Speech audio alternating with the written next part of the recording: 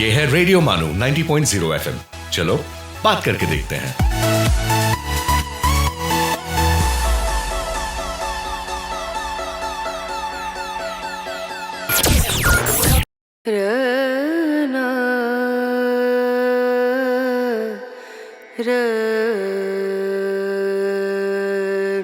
ये है रेडियो मानो 90.0 FM।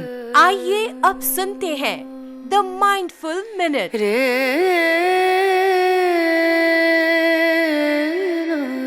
इस गुलिस्तान दुनिया में फूलों के अलावा कुछ नहीं है, अपना वहम ही एक कांटा है। स्वामी राम तीरथ।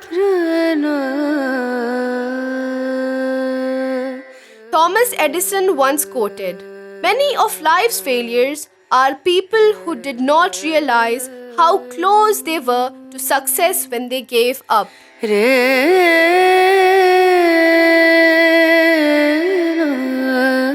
वेद व्यास कहते हैं, जिन्होंने महाभारत लिखा है, नियम के बिना और अभिमान के साथ किया गया तप व्यर्थ ही होता है। नियम के बिना और अभिमान के साथ किया गया तप व्यर्थ ही होता है। This is Radio Manu 90.0 FM. You were listening to the Mindful Minute.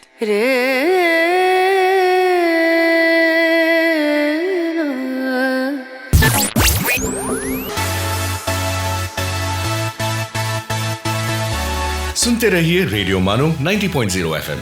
चलो बात करके देखते हैं।